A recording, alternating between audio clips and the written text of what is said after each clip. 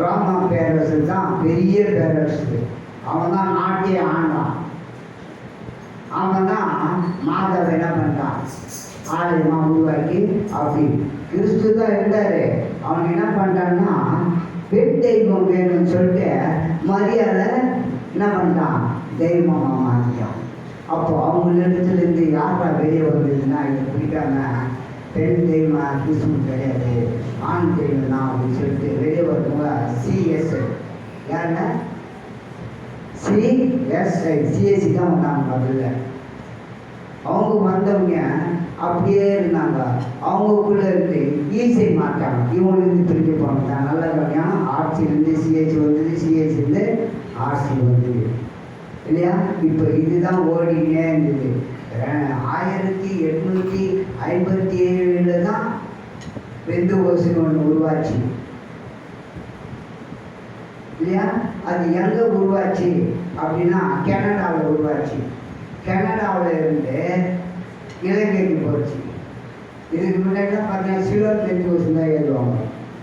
அதுக்கப்புறம் நீ அங்கிருந்து வந்து தமிழ்நாட்டில் சிலோன் என்ன அப்படியா இருக்கக்கூடாது, அது ஒரு பிரச்சனையாகி இல்லையா தமிழ் பெந்தகோஸ்து வச்சுட்டாங்க. இந்த பெந்தகோஸ்துனா ஏன் ஒயிட் அண்ட் ஒயிட் போடுறாங்க தெரியுமா உங்களுக்கு?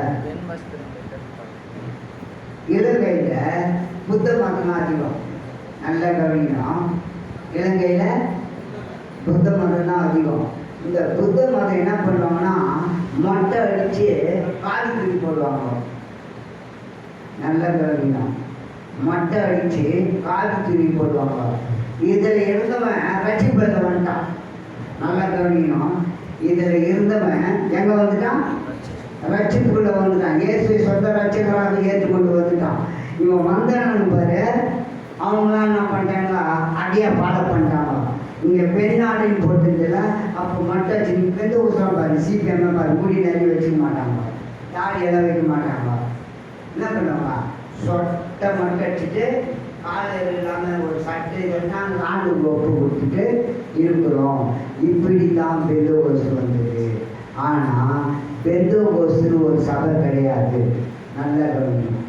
பெந்தகோஸ்துன்னு ஒரு சபை பைபிளில் கிடையாது. சபைனா இயேசு கிறிஸ்து சபை தான். அதை தவிர வேறு சபை கிடையாது. மத்திய சுவிசேஷம் 18-14 சொல்கிறாரு, வாசிக்க வேணாம். நீ பேதுருவாய் இருக்கிறாய். நீ யாரா இருக்கிற? நீ பேதுருவாய் இருக்கிறாய். உன்மேல் என் சபையை கட்டுவேன்றார். நல்ல கவனிங்க.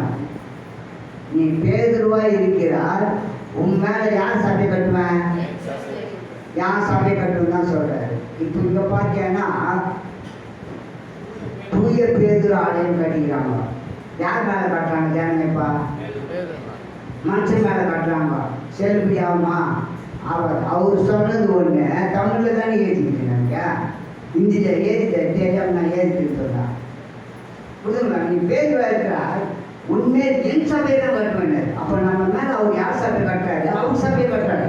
எந்த சபைக்கு பண்ணி ஒரு சமூகம் என்கிட்ட பேசுங்க, இந்த கிறிஸ்துவெல்லாம் ஒன்றா இருந்தால் எவ்வளோ நல்லா இருக்கேன். அது ஒன்றா ஒன்றா ஒரே சபை தான் இருக்கணும். இங்கே முருகர் இருக்கிறாரு, மலேசியாவில் முருகர் இருக்கிறாரு. மலேசியாவில் போனதுனால அந்த முருகர் பேரை மாற்றி சொல்கிறாங்களா? யாருன்னா சொல்லுங்களா? மாற்றி சொல்கிறாங்களா? முருகன் தானே சொல்கிறாங்க. வேட்சி எங்கே போனாலும் முருகன் தானே. அப்போ நமக்கு யார் ஆண்டுல? அப்போ என்ன சாப்பிடுங்க? நெருப்பு மேலுக்கு நல்ல வெயிலில் போகிறாங்க. ஏமா இந்த வெயிலில் போகிறீங்கன்னா பையன் முருகன் கோயிலுக்கு போகிறேன். யாருக்கா கிறிஸ்துவன் கேட்டு போகிறான், நான் பெந்தகோஸ்து சர்ச்சுக்கு போகிறேன். அப்போ இங்கே என்ன ஆகுது, பிரிவினைகளை பிசாசு கொண்டு வந்துட்டான். நீயும் நானும் இருக்கிற கிறிஸ்துவ எல்லாம் ஒன்றா இருந்தா நம்மளை ஒருவர் என்ன பண்ண முடியாது. பிசாசு வேலையே தான். நீங்கள் ஏசு பேர் சொல்லிங்கன்னா என் வேலையை செய்வீங்கன்னு புரிதுங்களாங்க. மாதம் மாதம் திருவிழா போயிட்டு காட்ட முடியுமா? ஒரு காலம் முடியாது.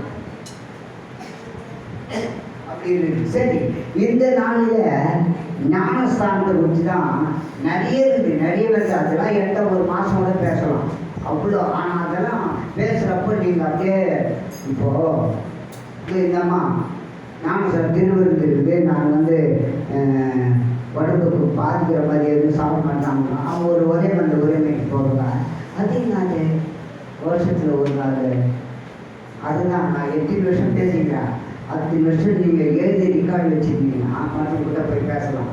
இப்போது நான் போய் கற்றுக்கிறேன், இதெல்லாம் எழுதி வைக்காமல் மற்றவங்கிட்ட பேசாதுல ஒரு 10 ரூபாய் இருக்குமா கொடுத்தாங்க.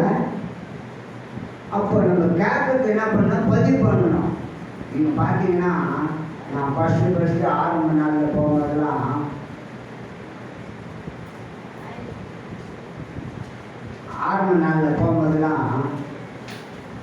டைரி எடுத்து அந்த வசனத்தை பைபிளை பார்த்து அப்படியே எழுதிடுறேன்.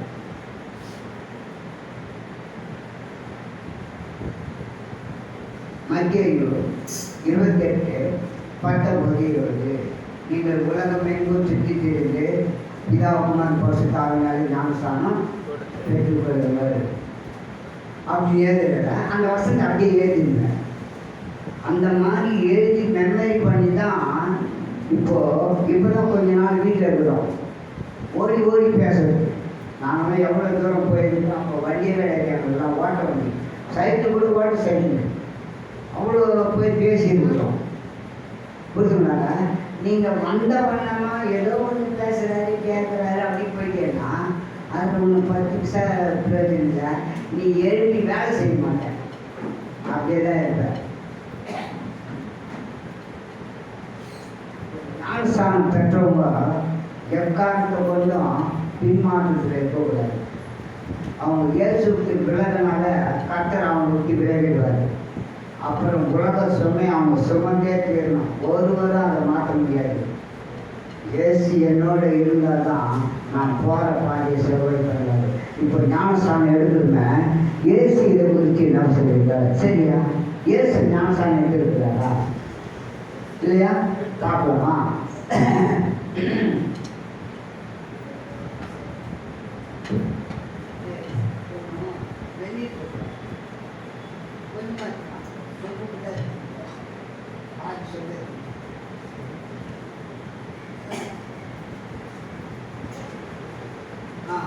இன்னைக்கு பார்க்க போகிறோம். எடுத்து வாசிக்க லூக்கா 3:23 வாசிக்கலாம்.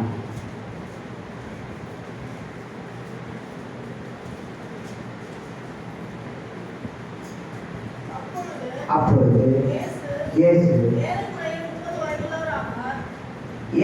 அப்போது ஏறக்குறைய 30 வயதுள்ளவரானார். அவர் யோசேப்பின் குமாரன் எனப்பட்டார். அந்த யோசேப்பு ஏலியின் குமாரன்.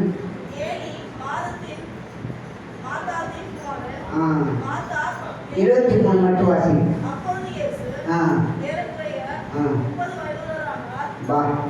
இப்போ ஒரு டைம் அந்த டேட்டில் எந்த வயசுல ஞானம் கொடுக்கலாம். அங்கே இயேசு பதிவு பண்ணுறாரு. அவர் 30 வயசில் கொடுத்தாராம். அப்போ ஒவ்வொரு மனுஷனுக்கும் அவர் காலத்தில் எவ்வளோ நாள் ஊட்டி கொடுக்கப்பட்டதுன்னு பார்த்தீங்கன்னா 150-200 வருஷம் வாழ்ந்துருக்கலாம் அவருடைய காலத்தில். இப்போ நம்முடைய காலத்தில் எழுதுகிறாரு 70 நல்லா சாப்பிட்டு திறகாட்டமாண்டா 80. புரிஞ்சுக்கிறாங்க? அதை கால்குலேட் பண்ணும்போது ஒருவன் 18 வயசு மேலே வந்துட்டாலும் என்ன பண்ணலாம்? ஞானஸ்நானம் பெற்றுக்கொள்ளலாம். 18 வயசுக்கு வந்துட்டாலே அவங்க என்ன பண்ணலாம்? ஞானஸ்நானம் கொடுக்கலாம்.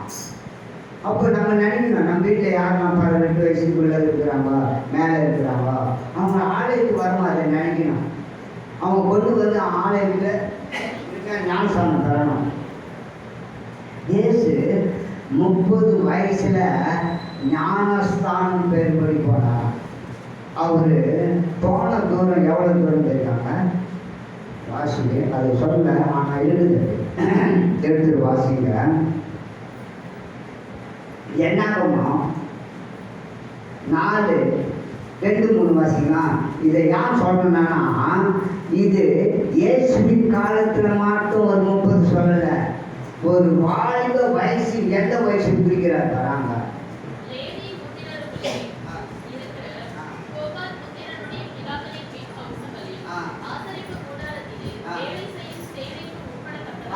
வேலை செய்ய எங்க வீட்டு வேலையில ஆசாரிக்கு தேவனுடைய வேலை செய்ய ஒரு வயசு தேர்ந்தெடுக்கிறாங்க.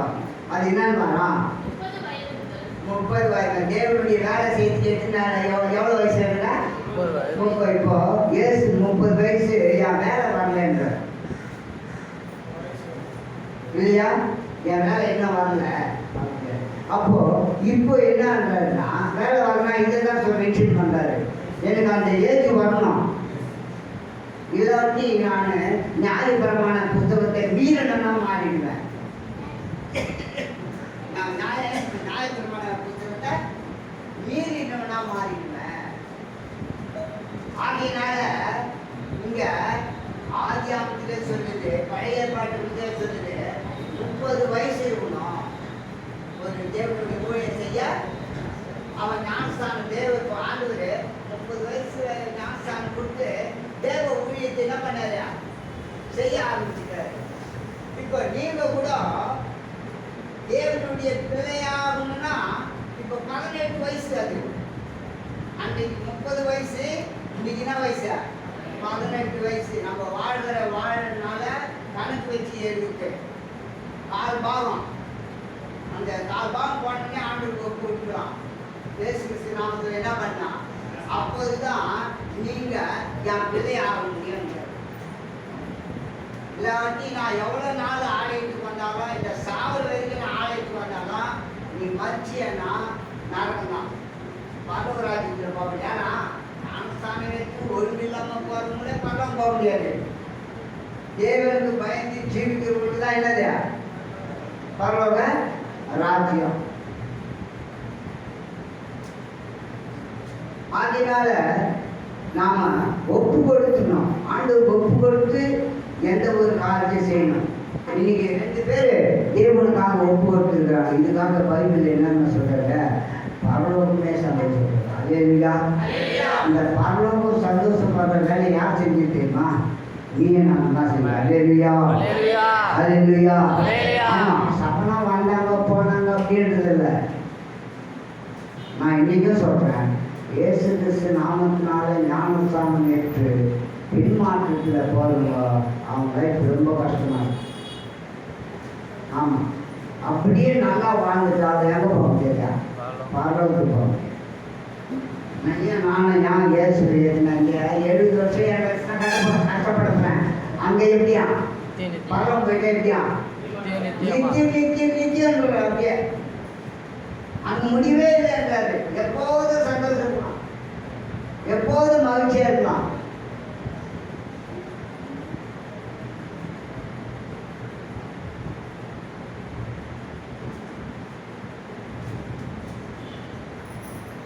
எப்போதும் மகிழ்ச்சியா இருக்கலாம். எடுத்து வாசிங்க. மத்திய 3:13-14-15 வாசிக்கலாம். இப்போ இயேசு ஞானஸ்தானம் கொடுத்தாருங்க. இயேசு எங்க கொடுத்தாரு தெரியுமா? நல்ல கவனிங்க. யோர்தான் நதியில ஞானஸ்தானம் கொடுத்தாரு. எங்க கொடுத்தாருங்க? இந்த யோர்தான் நதி அவருக்கு எங்க இருக்கிறாரு இப்போனா எருசலேம்ல இருக்கிறாரு. எருசலேமுக்கும் யோர்தான் நதிக்கும் எத்தனை கிலோமீட்டர் தெரியுமா? 17 கிலோமீட்டர். எருசலேம்லேருந்து யோர்தானுக்கு எத்தனை கிலோமீட்டருங்க? 17. இப்போதான் என்ன பண்ணாங்க, நீங்களாம் நம்பி வந்துடுவா, நான் வண்டிக்கு போயிடுறேன். ஐயா சொல்கிறோமா இல்லையா? அப்போ எந்த வண்டிங்க இருந்தது? ஆண்டில் ஒரு கிழக்கால போயிட்டு இருப்பாரு. ரதம் யூஸ் பண்ண மாதிரியே சொல்ல ஆண்டவர், எங்கேயும் ரதம் யூஸ் பண்ணல. 17 கிலோமீட்டர் நடந்து போய் அவங்க ஞானஸ்தானம் சொல்கிறாங்க. இதெல்லாம் யார் செஞ்சா தெரியுமா? இன்னைக்கு நீயும் நானும் கூட ஒரு கோடையில் எடுக்கிறேன்னா அதான் இப்போ ஆப்பிரிக்காவில் என்ன பண்ணாங்க தெரியுமா? வசதியா பக்கத்துல தொட்டி இருக்கிறாங்க, தண்ணி ஃப்ரெஷ்ஷாக ஊற்றி ஞானம் சாப்பிட்டு போயிடுறாங்க. ஆனால் இயேசு இல்லையா, யோசனை நதி கிடையாதா இல்லையா? அப்போ யோர்தானுக்கு கடந்து வந்து அந்த நதியில 17 கிலோமீட்டர் நடந்து வந்து ஞானஸ்தானம் பெற்றவை. நாம கூட அப்படிதான் இருக்கணும். எவ்வளவு தூரம் இருந்தாலும் அதை பற்றி கவலைப்படக்கூடாது. இப்போ விளையாட்டுத்துறையில ஒருத்தர் ஆண்டவர் ஏற்றுக்கொண்டு ரட்சிக்கப்பட்டார். அப்போ அவங்க ஃப்ரெண்ட்ஸுங்களாம் இட்டு போயிட்டு அதே இடத்துல ஞானஸ்தானம் கொடுக்குறாங்க. இல்லையா அப்படியே எடுத்து கொடுப்பாங்க அப்படின்னு நான் யோசனை பண்ணேன். பார்த்தா ஒரு பெரிய டப்ஸு, நம்ம வீட்டில் துணி துவைக்கிறது சின்ன சின்னதாக வச்சுருக்கல, ஒரு ஆள் முழுங்குற மாதிரி ஒரு பெரிய டப்ஸு, அதில் தண்ணி ஊற்றிய அதில் கொடுத்தாங்க. அங்கேயும் அவங்க எப்படி தான் கொடுத்தாங்க? இப்படி தான் கொடுத்தாங்க. இப்படி முழுகி இருக்குல்ல, இப்படி தான் கொடுத்தாங்க. அப்போ ஞானஸ்தானம் எப்படி தான் கொடுக்கணும் தெரிஞ்சிருக்கு பாரு அவங்களுக்கு. ஒரே முழுக்கு தான் அவர் ரசிக்கப்பட்டார். எல்லாம் சந்தோஷப்பட்டு ரொம்ப ஜாலியாக இருக்கிறாங்க. இவரை ஆண்டவர்கிட்ட கொண்டு வந்து எவ்வளோ பெரியவங்களாம் இன்னைக்கு ஆண்டவருக்கு ஒப்புக்கிறாங்க இல்லைங்களா? இயேசு 17 கிலோமீட்டர் தூரம் போய் அங்கே ஞானஸ்தானம் பெற்றுக்கொண்டார். ஏன் தெரியுமா? நம்ம ஆண்டவரே ஞானஸ்தானம் எடுத்துன்னு சொல்லுவோம். நம்ம சகலனால நம்ம எப்படியெல்லாம் போக சொல்லுவோம். நம்மளே எப்படி சொல்கிறாரு? நீங்கள் இப்படி சொல்லுவீங்க தான். ஏன்னா உள்ளந்திரியில் கத்த என்ன பண்ணியிருக்கிறாரா? ஆராய்ந்து நீ எப்படி பேசுவேன், எப்படி சொல்லுவேன், அதெல்லாம் தெரிஞ்சு தான் கத்தர் அந்த பேச்சுக்கு இடையே இல்லாமல் இங்கே என்ன பண்ணுறாரு? பக்காவாக பண்ணுறாரு. அந்த ஒருவரும் அவர் எதிர்த்திருக்க முடியாது. அவ்வளோ சிறப்பாக அவர் ஞானஸ்தானத்துக்கு வெளியாக போனார். எபேசி 4:5 வாசியான். எபேசி 4:5 கொஞ்சம் வாசிகள் கொஞ்சமாக தான் எடுத்து வந்துடுறேன். ஏன்னா நம்ம பவர் ஒரே ஒரே கர்த்தரும் ஒரே விசுவாசமும் ஒரே ஞானஸ்தானமும் எல்லாருக்கும் ஒரே தேவனும்.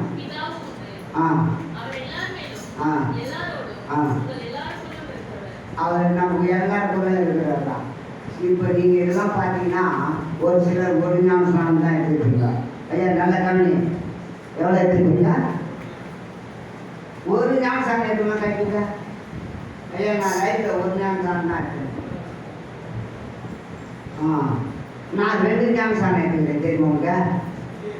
நான் சிஎஸ்சி இருக்கும்போது என்ன பண்ணிட்டேன், இங்கே என்ன சொல்கிறாரு, நீங்கள் ஒரே ஞானஸ்தானம். அப்போ ஒரே ஞானஸ்தானம் என்னையா?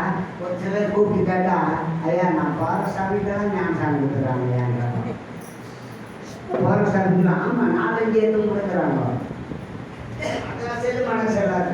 இப்போ நான் கூட பிதாகுமாரில் எடுத்துக்கிறதுனா செல்லாது. ஒரே ஞானஸ்தானம் ஏற்றுமா? இப்போ பாரு, மத்திய சுவிசேஷம் 28:19-20 வாசியம்.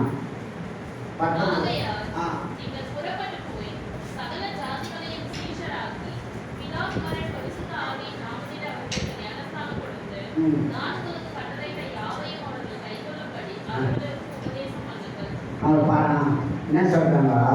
இப்போ உலக சபை எப்படி ஞானஸ்தானம் எடுக்கிறாங்க தெரியுமா? இந்த வசனத்தை சொல்லிதான் பிதாகுமார் பரிசுத்த ஆவியில் ஞானஸ்தானம் தரணும் அப்படின்லாம் சொல்லி எடுக்கிறாங்க. ஏன்னா தேவன் அவங்களாம் எப்படி வேத வாழ்க்கையில மேலோட்டப்பா வாழ்த்துன்னு போயிடறாங்கன்றார். எப்படியா இப்படிதான் சொல்லிக்குதுங்க. அப்போ அதோட பொது என்னன்னு கண்டுபிடிக்கல. இப்போ பட்டப்பொது வாசியா ஆகையால் நீங்கள் புறப்பட்டு போய் யார் அப்போஸ்தலர் சொன்னாரு, நீங்கள் புறப்பட்டு போய் சகல ஜாதி மதம் எதுவும் பார்க்காத எல்லா ஜனத்துக்கும் பிதா குமாரன் பரிசுத்த ஆவினாலே ஞானஸ்தானம் கொடுங்க. நல்ல கவனினம். ஞானஸ்தானத்துக்கு எபேசியர் 3ஆம் அதிகாரம் 4 வாசியம். எபேசியர் நான் ராமன் நினைக்கிறேன். சரி வாசிப்பாங்க. வாசி. அதில் இப்போ சொல்ற ராமர் 3ஆம் அதிகாரம் 4-5 வாசியம். ஞானஸ்தானம்னா என்னதுன்னு சொல்கிறேன். ஞானஸ்தானம்னா என்னது? ஏசு சொல்கிறாரு பிதா குமாரன் பரிசுத்தம் ஞானஸ்தானம் சொன்னாரு. அப்படி ஞானஸ்தானம்னா என்னது? வாசிக்கணும்.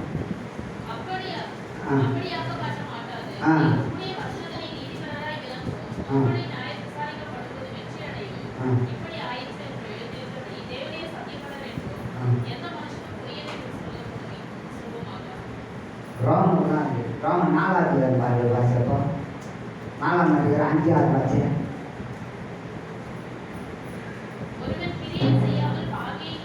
அதில் என்ன சொல்றாருன்னா ஞானஸ்தானா மறிப்பதுன்னு சொல்றாரு. ஞானஸ்தானா என்ன இருக்குது? ஞானஸ்தானா என்ன இருக்க? மறிக்கிறது, சாவத்து. அப்ப ஞானஸ்தானம் என்றால் மறிப்பதுன்றாரு. எதுக்கு மறிக்கிறோமா? நீங்கள் பாவத்துக்கு மறித்து நீதிக்கு பிழைக்கும்படி. ஆதாரா வாசி.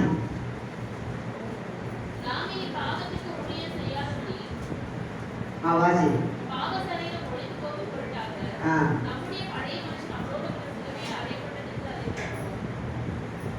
நம்முடைய சரீரம் என்ன பண்ணா? பாவத்துக்கு ஏசு சேர்த்த மாதிரி சாபம் பண்ணணுமா? அதுக்கு ஒப்பா பேசுறாரு ஞானஸ்தானத்தை. இப்போ பாருங்க, ஞானஸ்தானம் என்னது? மறிக்கிறது. ஞானஸ்தானம் என்னதுங்க? மறிக்கிறது, பாவத்துக்கு மறிக்கிறது. எப்படி அப்படின்னு பார்த்தீங்கன்னா, பிதா யார் என்ன பண்றோம்? பிதாவை என்ன பண்றோம்? தண்ணியில சாவடிச்சிட்டோம். ஒன்னாச்சா? ரெண்டாவது குமாரன், பிதா குமாரன் சொல்ற குமாரனையும் சாவடிச்சிட்டோம். மூணாவது யார் கிட்ட? பரிசுத்தாவியா சாவடிச்சிடும். 3 பேர் தண்ணி ஊற்றி சாவடிச்சிடுமா? இப்போ உலகத்தில் யார் இருக்கிறான்? யார் இருக்குன்னா சாத்தா. புரியுதுங்களா? அப்போ இந்த சாத்தான் தான் என்ன பண்ணுது? ஞானஸ்தானம் எடுத்து அவனை பிடிச்சிக்கிது. என்ன பண்ணுது? அந்நிய பாஷை பேச வச்சுக்கிது. இவங்க அந்நிய பாஷைன்னா என்ன நினைச்சிடுறாங்க? ஆவியானவர் தான் நம்ம மேலே ஏறி பேசுறான்னு நினைக்கிறாங்க. ஆவியானவர் எங்க பேசுற சொல்றதுன்னா வீட்டுக்குள்ள போய் பேசுகின்றாரு. அது எதுக்கு பேசணும் தெரியுமா? நீ பக்தி விருத்தி அடைய. நீ உன் அறை வீட்டுக்குள்ளே பிரவேசித்து நீ பக்தி விருத்தி அடைய நீ தேவனோட பேசுகிற. எங்க பேச சொல்றாரு? வீட்டுக்குள்ள பேச சொல்றாரு. அப்போ சபையில யார் பேசுறாங்க? சரி, சபையில பேசினா எப்படி பேசணும்? பவுல் பேசுறாரு. ஒருத்தர் 2 பேர். அந்த ஒருத்தர் 2 பேர் பேசுறாங்கல்ல, அவங்க என்ன பண்ணுமா? என்ன பேசுறாங்களோ அது அர்த்தம் சொல்லணுமா? அப்படி அர்த்தம் சொல்லலைன்னா நீங்க என்ன பண்ண முடியாது? பேசக்கூடாது. அது தெரியுங்க. அர்த்தம் சொல்லலைன்னா என்ன பண்ண முடியாது? முதல் கட்டிலே நீ வீட்டில் தான் பேசினோம். எதுக்கு பேசினா? உனக்கு பக்தி வைக்காதே நீ பேசிக்கின்றாரு. சபையில பேசினா ஒருத்தர் 2 பேசுகிறாரு. அவர் பேசுறதுனா அர்த்தம் சொல்லிக்காட்டி பேசாதுன்றாரு. இன்னைக்கு எந்த சபையிலையாவது ஒருத்தர் பரிசுத்தாவியில பேசிட்டு எழுதி அர்த்தம் சொல்றாங்களா? பார்த்துருக்கியா? அங்கே பாட்டு பாட ஆரம்பிச்சு பேண்டை பண்ண ஆரம்பிச்சு என்ன பண்ணா எல்லாம் கத்தும். இது பிசாசினால். ஏன்னா அவங்க பிதாவையும் சாவடிச்சிட்டாங்க, குமாரனையும் சாவடிச்சிட்டாங்க, பரிசுத்தாவையும் சாவடிச்சிட்டாங்க. இப்போ நல்லா கவனிக்கணும். நாம யார் சாப்பிட போறோம்ப்பா? குமாரனை மட்டும்தான். ஏன்? குமாரன் எதுக்காக மரித்தார்? புரியுதுங்களா? அவங்க தான் தண்ணீர் போய் இயேசுவின் நாமத்தினால என்ன பண்றான்? ஞானஸ்தானம் கொடுக்குறோம். சரி, ஏன் இப்படி மேலாக கொடுக்குறான்? ஏசு நாமத்தை கூட முக்கிய எடுத்து வைத்தாங்க. ஏன் மேலாக கொடுக்குறான்? ஒருத்தர் செத்துட்டான்னு வச்சியா அவனை தண்ணி வச்சுக்கணும், தண்ணி வச்சு வெட்டி போடணும்னா எப்படி போடுவேன்? தோல் மேலே தூக்கி போயிட்டு திருப்பி என்ன பண்ணலாம்? மிளகா போட்டுருவேன். போடுதா? அதுக்கு தான் நாம் அப்படி கொடுக்குறோம். ஏன்னா அவர் ஏந்துக்கிறவர். ஏசு எப்படி பண்ணுறா? எழுந்துக்கிறவர். ஆனால் தான் மிளகா தூக்கி போடுறோம். நம்ம கொடுக்கும்போது வானத்தை பார்த்து கொடுக்குறோம். அப்போ பிதாவும் பரிசுத்த ஆவியானவரும் இவரோட இருந்து எழுப்புறாங்க. ஏன்னா பிதா எனக்காக மறிக்கல, நல்லா கவனிக்கணும். பரிசுத்த ஆவியானவர் எனக்காக மறிக்கல, குமாரன் தான் எனக்காக மறிச்சாரு. புரிஞ்சுக்கங்க. அவர் இல்லைன்னா இல்லை உலகத்திலே அப்போ சார் 4:12 வாசித்து தரான். அதனால அந்த வசத்தை வாசிக்கணும், ஒன்று விட கூடாது வாசிக்கணும்.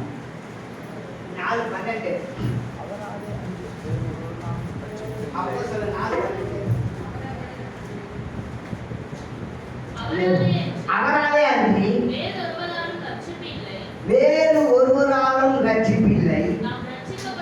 நாம் ரட்சிக்கப்படும்படிக்கு வானத்தின் நல்ல காணிங்க, வானத்தின் கீழே மனுஷனுக்குள்ள அவருடைய நாமமே அல்லாமல் வேறொரு நாமனே பிதாவை நாசம் என்றா சரி, பரிசுத்தாவி நாசம் என்றா சரி செல்லாது.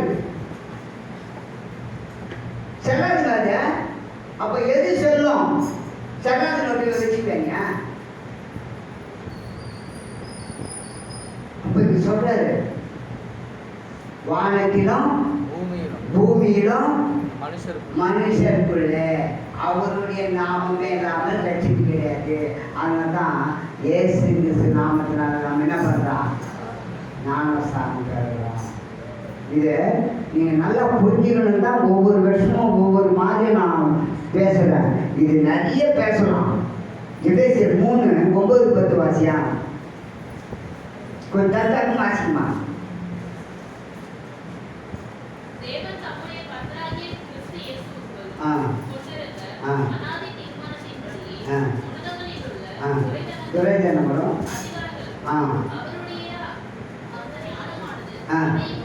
ஆனந்த ஞானமானது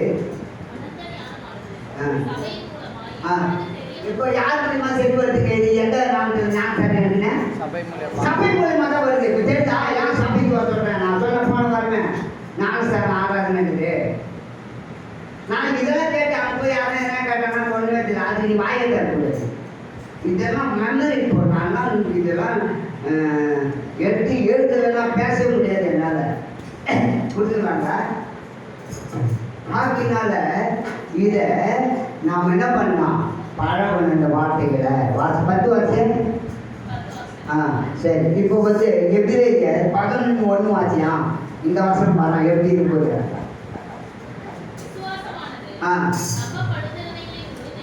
விசுவாசம் உங்களுக்குள்ள இருந்தா நீ என்ன பண்ண? ஆமா, ஊழியக்கார கரெக்டாக சொன்னாங்க. இதா குமாரன் இல்லை சரிங்க. இந்த பிதா குமாரன் பரிசுத்த ஆவியினாலே ஞானஸ்நானம் பெற்று ஏசுதான்னு சொன்னாரு. யாருக்கு சொன்னாங்க? யார் சொன்னாங்க? உனக்கு ஏன்னு சொல்லல. அந்த 12 அப்போஸ்தலர்கள் தான் சொன்னாரு. சரி, இந்த 12 அப்போஸ்தலர்கள் எங்கேயாவது போய் பிதா குமாரன் பரிசுத்த ஆவியிலே ஞானஸ்நானம் பெற்றுக்கிறாங்களா? கிடையவே கிடையாது. இதை நீங்கள் நல்லா கவனினா யார் கேள்வி கேட்டாலும் சொல்லலாம். ஒருத்தர் கூட போய் பிதா குமாரன் பரிசுத்த ஆவியிலே என்ன பண்ணலாம்? ஞானஸ்நானமே கொடுங்க. அப்படி நீ என்ன கேட்கணும். அப்போ எப்படிதான் கொடுத்தாரு கேட்கலாம்? எப்படி கொடுத்தாரு தெரியல. அப்போ எப்படிதான் பிதா குமாரன் பரிசுத்தா அப்படி எப்படி கொடுக்கணும்? இந்த மாதிரி கேள்வி கேட்டார் இயேசுவ. இயேசுவ கேள்வி கேட்டாருங்க. நீங்க என்ன கம்முனுக்கிறீங்க? ஆண்டவரே கேள்வி கேட்ட ஆளுக்குறாயா? அவன் பேரோட எழுதி வச்சு பைபிள்ல யோவான் 14ஆம் அதிகாரம் 7 வாசியா?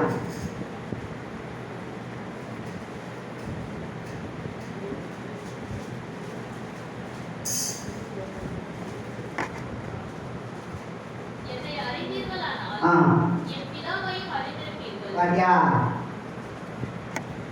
இயேசு சொன்னாரு, என்ன சொன்னாரு? பிதா குமாரன் பரிசுத்த ஆவினாலே போய் ஞானஸ்நானம் கொடுங்கன்னு சொன்னாரு. இதுல ஒருத்தருக்கு சந்தேகம் வந்துச்சு. அப்போ இயேசு கேள்வி கேட்கறோம். என்ன கேட்டான் வரான்? பிலிப்பு அவரை நோக்கி, யாருங்க இவன்? யாரு? 12 பேரா? ஒருத்தன் பிலிப்பு.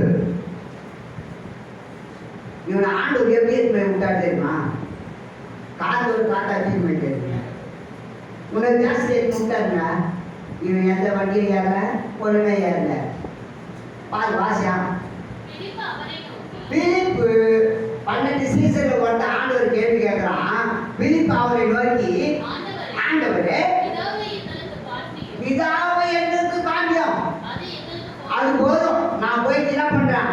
பிதா குமாரன் பரிசுத்த ஆவியை நான் தரேன், நான் சாப்பிட்டுக்கிறேன். நான் உன்னை பார்த்துக்கிறேன், குமாரனை பார்த்துக்கிறேன். ஆனா யாரும் பார்க்கல. அவர் பிதாவை பார்க்கல. அவர் பேர் எப்படி நான் போய் கொடுப்பேன் அப்படின்னு கேள்வி கேட்கிறேன். அது சொல்றாங்களா? அதற்கு இயேசு பிலிப்புவே 2 வாட்டி பேர் சொல்றாரு அவன் பேரை. பிலிப்புவே இவ்வளவு காலம் 3 வருஷமா நான் கூட இருக்கிறேன். இன்னும் ஏபிசிடியே கத்துலையான்னு கேட்குற மாதிரி கேட்குறாரு. நான் 3 வருஷம் உங்களோட இருக்கிறேன். இவ்வளோ காலம் நான் உங்களோட இருக்கிறேன். வாசி, நீ என்னை அறியவில்லையா? என்னை கண்டவன் அவனை தண்டிப்போம். என்னை கண்டவன் பிதாவை கண்டான். அப்படி இருக்க எப்படி கேட்கலாம்? நானும் பிதாவும் ஒண்ணுதான். புரியுதாங்க? ஆதியில வார்த்தை இருக்குது. அந்த வார்த்தை மாமிசமாக்கி இல்ல நமக்குள்ள வாசம் பண்ணுகிறார். ஆதியில வார்த்தை மட்டும்தான் இருக்கு, சரீரம் கிடையாது. சரீரமா இயேசு வந்தாரு. அந்த வார்த்தை தான் மாமிசமாக. அதான் என்னை கண்டவன் நானும் பிதா ஒரே பேர் சொல்றேன். நானும் பிதா ஒன்னா இருக்கலாம். இது தெரிஞ்சுக்கலான்னு கேட்கிறேன். ஓகே ஆண்டவரே, எனக்கு இதுதான் சந்தேகமா இருந்தது. இப்போ போய் நான் ஞானஸ்தானம் கொடுக்குறேன். பிலிப்பு ஞானஸ்தானம் கொடுக்குறான். அப்போஸ்தலர் 8:36 வருஷம். அப்போஸ்தலர் 8:36. இவ்விதமாய் அவர் வழிநடத்து போகையில் தண்ணீர் உள்ள ஒரு இடத்துக்கு வந்தாங்க. அப்போது மந்திரி, இதோ தண்ணீர் இருக்கிறது. மந்திரி யார் தெரியுமா? உண்மையா சொல்லணும்னா அவன் ஒரு கிறிஸ்துவன். இந்திய முறைமைப்படி சொன்னான். அவன் யாருன்னா அன்னைக்கு சொல்ல போனா ஒரு இஸ்ரவேலன், இப்போ சொல்ல போனா ஒரு கிறிஸ்துவன். ஏன் தெரியுமா? இன்னைக்கு எல்லாருக்கிட்டே பைபிள்தா, எல்லாருக்கிட்ட பைபிள்தா. அன்னைக்கு யாருக்கிட்டே பைபிள் இருக்காது. யாருக்கிட்ட இருக்குன்னா ஆசாரியங்கிட்ட இருக்கும். உள்ள பைபிள் கிடையாது. தோல் சொல்லு இதை படிச்சுட்டு போகும்போது தான் பிலிப்பு கேட்டு இதை அர்த்தம் என்ன தெரியுமான்னு கேட்கும்போது அவர் விளக்கி பேசினாங்க. அப்படியா? அப்படின்னா நான் ஞானஸ்தானம் பெறுவதற்கு அவன் யாருங்க? மந்திரி. மந்திரி எவ்வளோ செல்வம் படிச்சுடுங்க. எப்படி இருப்பாங்க? அவங்க 100 பேருக்கு தாண்டினாங்க. சைட் அடிப்பாங்க. அவன் போனான். அப்படியே பட்டு இங்கே கேட்குறான் ஊழியர்கிட்ட. அப்படின்னா தடையினா எனக்கு ஞானஸ்தானம் இருக்குது. அவன் தண்ணி இருந்தாலும் அவன் இப்போ கொஞ்சம் மேலே. அப்போ போய் இருந்தா தண்ணி வருது. தண்ணியை பார்த்து கவர்ந்து போகிற பாருங்க இந்த மந்திரி அப்படின்ட்டு இதெல்லாம் தண்ணி இல்லைன்னா அப்போ நீ விரும்பினியானா நான் தான் சொல்ல மாட்டேன். வா, எப்படி சொல்லி ஞானஸ்தானம் தானே வரான்? அப்போது அவன் இயேசு கிறிஸ்துவை தேவனுடைய குமாரன் என்று விசுவாசிக்கிறேன் என்று சொல்லி ரதத்தை நிறுத்த சொன்னான். இருந்தபோது இயேசு கிறிஸ்துவை தேவனுடைய குமாரன் விசுவாசிக்கிறீங்க. ஹலோ, இயேசு கிறிஸ்துவை தேவனுடைய குமாரன் விசுவாசிக்கிறியா? போய் விசுவாசிக்கிறேன்னு சொன்னோடனே போய் ஞானஸ்தானம் கொடுத்தா. அல்லேலூயா. அப்போ ஞானஸ்தானத்துல செல்லாத ஞானசானம் இருக்குது. இனி உலகத்தில் செல்லாத ஞானசானம் தான் நிறைய இருக்குது. அதனால தான் மார்க்கில் 12:32 சொல்கிறாரு இல்லையா, இது எப்படி பாட்டுமா, சிறு மந்தையே பெருமந்தன்னு சொல்லவே இல்லை, சிறு மந்தையை பயப்படாத. ஆமோஸில் பார்த்தேன்னா அவங்களுக்கு கூட்டம் திரளான கூட்டமாக இருக்கும். யார் கூட்டம்? பிதாகுமாரில் செய்கிற கூட்டம் எப்படி இருக்குமா? திரளாக இருக்குமா. அவங்க மத்தியில் அநேக விதவையாக இருப்பாங்களா. என்ன பண்ணா? தாய் கேட்கிறோம். நாம் கூட ஒரு இடத்துல கொண்டு பார்த்தோம். சரியான குடும்பம், நல்ல அமைதியான குடும்பம், ஆண்டவருக்கு ஏற்ற குடும்பம். ஆனால் தாலி கட்ட மாட்டாங்க. அவங்க என்ன பண்ண மாட்டாங்க? இப்போ நம்ம சக்தி தேவிட்டு பொண்ணு நல்லா இருந்ததை குடும்பம் நல்லா இருந்ததை படிக்கிறீங்க. ஆனால் வந்து வீட்டுக்கு வந்தவங்க வேணாம்னு சொல்லுவோம். அநேக விதம்னா நீ யார் தெரியுன்னு சொல்லுங்க.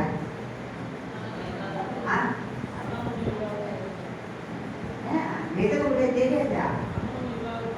சவுண்ட சொல்லுங்க.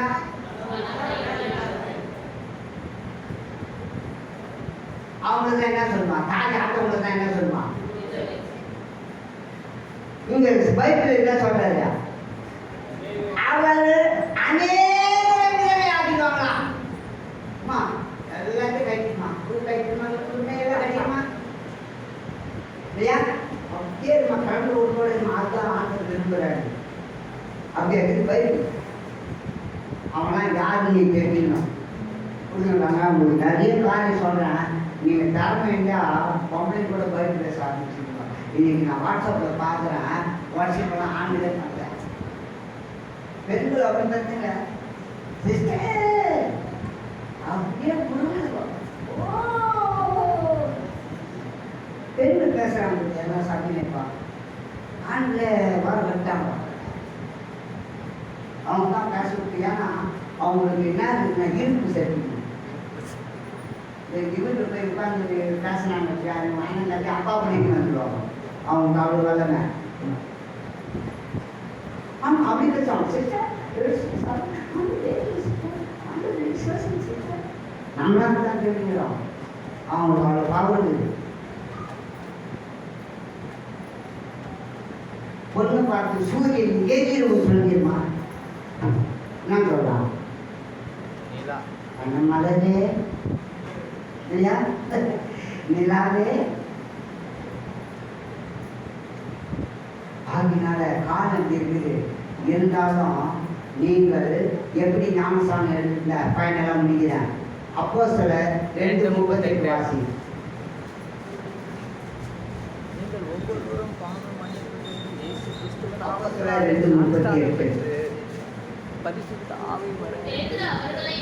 பேதுரு அவர்களை நோக்கி நீங்கள் மனம் திரும்பி ஒவ்வொருவரும் பாவ மன்னிப்புக்கென்று இயேசு கிறிஸ்துவின் நாமத்தினாலே ஞானஸ்தானம் பெற்றுக் கொள்ளுங்கள். அப்பொழுது பரிசுத்த ஆவியின் இப்போ பிதாகுமாரன் பரிசுத்த ஆவியின் ஞானஸ்தானம் எடுத்துட்டு பரிசுத்த ஆவி பெற்றுட்டுன்றாங்க. இது பைபிளுக்கு விரோதமா இருக்குதா கரெக்டா இருக்குதா? ஏசு கிறிஸ்து நாமத்தினால ஞானஸ்தானம் எடுத்தா பரிசுத்த ஆவியே வருமா? இவங்க பிதாகுமாரன் பரிசு நாமம் எடுத்து பரிசு ஆவி நான் பெற்றுக்கினேன்றாங்க. எவ்வளவு திரும்புது பாருங்க. இதெல்லாம் நியாயத்தில் வந்து கொண்டு வந்து ஆண்டவர் நிறுத்துவார். அதனால் நமக்கு தெரிஞ்ச நமக்கு போதிக்கப்பட்ட இந்த சத்தியத்தின்படி தான் நம்ம பார்க்கணும். சரியா? இப்போ பிதாகுமாரில் பைபிளில் யாராவது ஒருத்தர் ஞானஸ்தானம் இருக்கான்னு காட்ட முடியுமா? நெஞ்சு கூட நீங்கள் கேட்கலாம். சரியா? பிதாகுமார் தான் ஞானஸ்தானம் எடுக்கணும். அப்போஸ்தலர்கள் தானே சொன்னாங்க.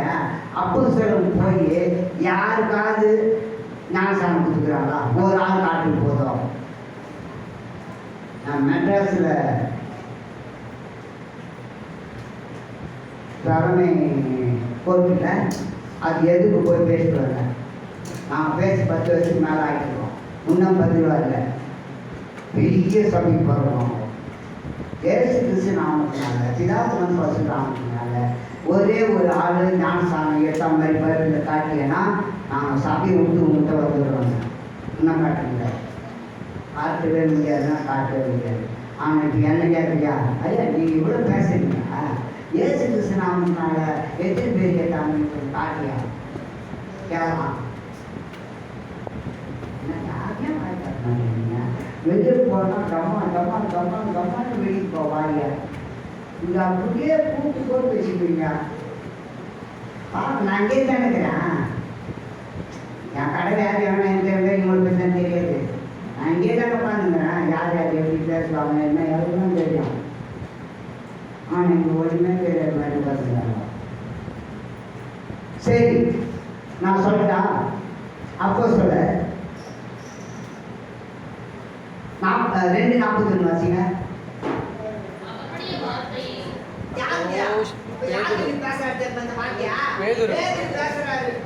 பேதுரு வந்து 12 பேர்ல மூத்தவர். அவர் பேசுறாரு ஒரு இடத்துல நின்று. அவனுடைய வார்த்தை கேட்ட ஜனங்கள் சந்தோஷமாய் ஏற்றுக்கொண்டவர்கள் ஞானஸ்தானம் பெற்றார்கள். அன்றைய தினம் சவுண்ட நான் சொல்றப்ப நீ சவுண்டா வாசிக்கணும். அன்றைய தினம் ஏறக்குறைய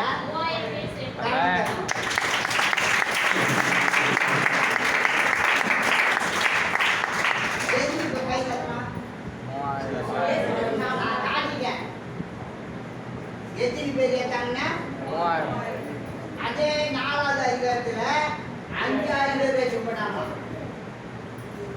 அதே 7வது அதிகாரத்துல திரளான ஜனங்கள் ரட்சிக்கப்பட்டாங்கன்னு சொல்றாரு. நான் கேட்டது உண்மைதானே?